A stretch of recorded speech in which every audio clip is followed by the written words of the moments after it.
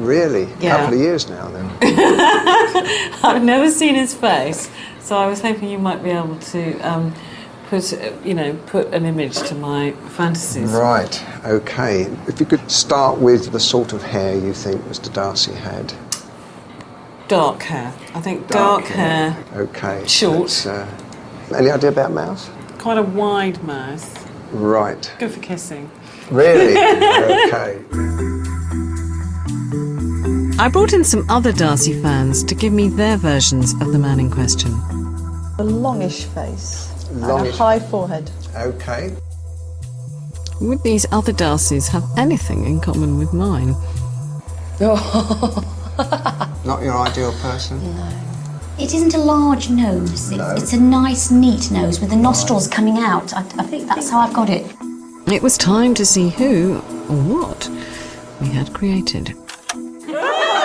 Oh, my goodness.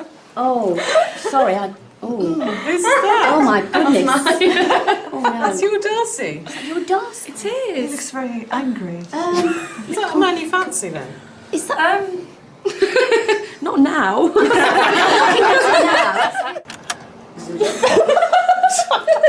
Doesn't it look jolly? No, he's sulky. I wanted him to look sulky.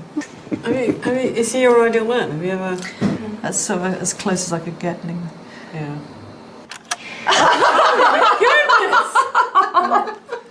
It's like the man in the Grecian 2000 ad. Oh, yeah, perhaps it does. Does it do it for you? Not really, no, I have to say. Does it do it for anyone else? No, not at all. Not quite. No. It's the receding hairline, I find. Yeah. But he wasn't good looking. He wasn't awfully good looking.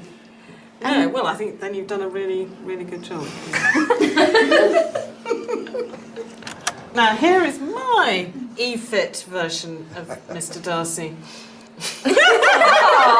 Oh, he's quite... No, it looks like it's been punched on the nose. Really? Nose is perhaps a bit No, I'm punched. absolutely amazed on that. He doesn't look like a Mr. Darcy. No, not at all. When you speak of a Mr. Darcy, that... But do you mean he doesn't look like Colin Firth, or he just doesn't look Well, like Colin Mr. Firth Darcy? is the ideal one. Oh, I mean, if yes, you've got a yeah. picture of him, I mean, forget our pictures, just put him up there. That's it. After Green. Is that You it? can't prefer get any... Matthew McFadden. They will never ever find one to beat him. I think most British women's vision of Darcy bears a strong resemblance to this man. Colin Firth played the Master of Pemberley in Andrew Davis's seminal adaptation of 1995, and his performance sparked a massive resurgence of interest in the novel. Mr. Darcy has been played by everyone from Laurence Olivier to Matthew McFadden, but it's Firth's interpretation that captures the popular imagination. Mr. Darcy? You've entered a lot of women's heads, haven't you, Andrew, with that scene? I'd still go to parties in the Midlands with women of a certain age, and you go in the kitchen to get another drink, and there's that picture of Colin in his wet shirt tacked up to the cork notice board there.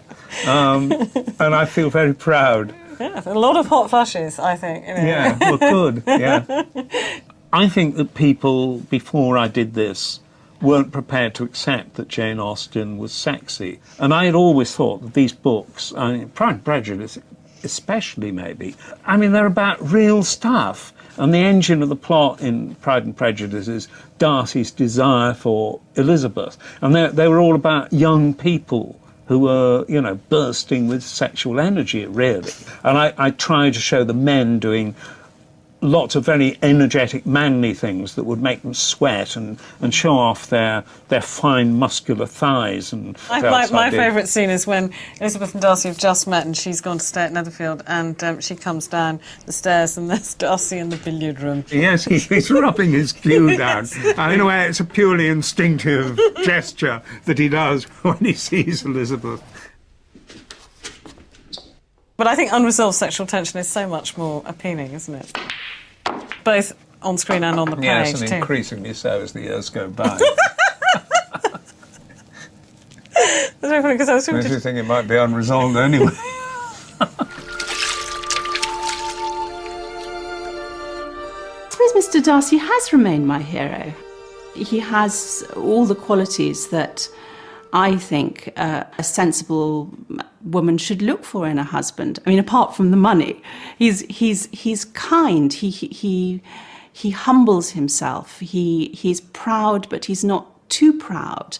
He has a proper sense of himself as a man.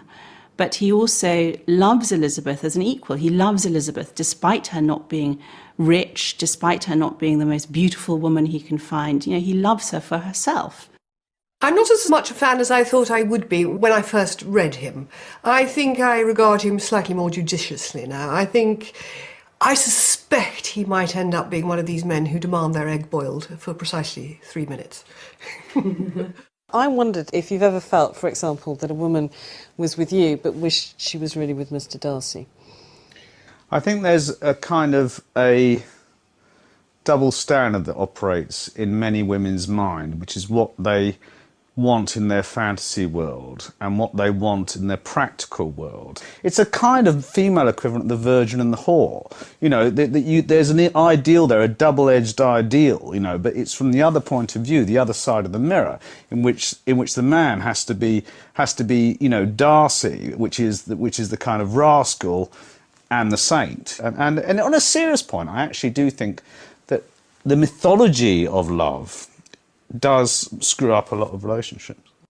You know, you sort of go out into the world thinking, I'm going to go and find my Mr. Darcy and it's going to be amazing, and we're going to fall completely in love and live happily ever after.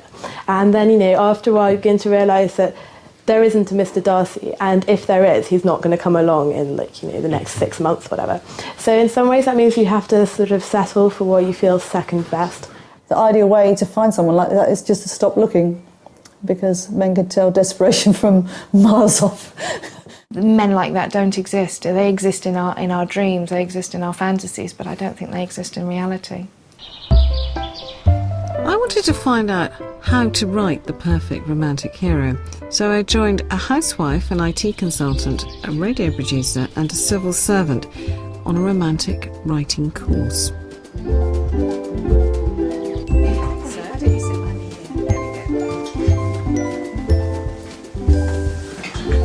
Right, now, the first thing we're going to do is discuss heroes, because the hero is the most important character in a romantic novel, because the reason women read romantic fiction is possibly because A, they don't have a man, or their man is a perfectly nice husband and very good father and all the rest of it, but they just want something on the side. And reading it in a book is the way to have that in a safe environment.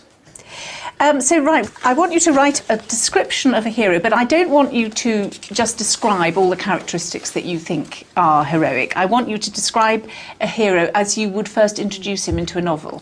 Before you start, I want you to bear in mind it's important to keep this fairly sketchy because it's for the reader to fill in the gaps. You don't want to be telling her everything about the hero. Let her cross the I's and dot the T's because it's her fantasy.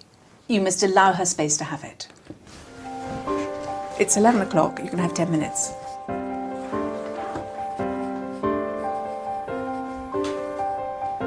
Romantic fiction may be sneered at for being easy to read, but it's certainly not easy to write.